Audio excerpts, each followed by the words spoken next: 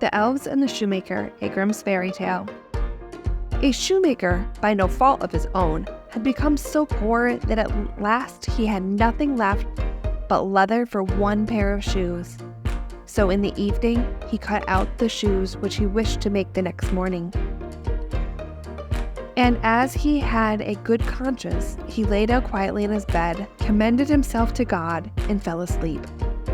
In the morning, after he had said his prayers, he was just going to sit down to work. Lo, both shoes stood all finished on his table. He was astounded and did not know what to say. He took the shoes in his hands to examine them closer, and they were so neatly made that there was not one bad stitch in them, just as if they were meant for a masterpiece. Soon after, a buyer came in, and as the shoes pleased him well, he paid more for them than what was customary. And with the money, the shoemaker was able to purchase leather for 2 pairs of shoes. He cut them out at night, and the next morning was about to set to work with fresh courage. But he had no need to do so, for when he got up, they were already made. And buyers also were not wanting, who gave him money enough to buy leather for 4 pairs of shoes. The following morning, too, he found the 4 pairs made, and so it went on constantly. What he cut out in the evening was finished by morning, so that he soon had his honest living again, and at last became a wealthy man. Now it befell that one evening not long before Christmas, when the man had been cutting out, he said to his wife before going to bed, "What think you if we were to stay up tonight to see who it is that lends us this helping hand?"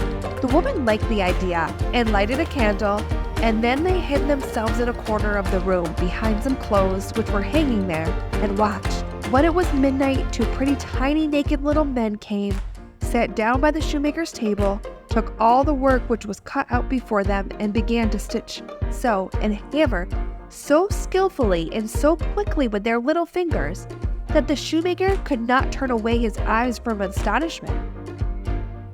They did not stop until all was done and stood finished on the table, and then they ran quickly away. Next morning, the woman said, "The little men have made us rich, and we really must show them that we are grateful for it. They run about so much and have nothing on and must be cold. I'll tell you what I'll do. I will make them little shirts, coats, vests, and trousers, and knit both of them a pair of stockings. Do make them 2 little pairs of shoes." The man said, "I shall be very glad to do it." And one night, when everything was ready, they laid their presents instead of the cut-out work all together on the table, and then concealed themselves to see how the little men would behave.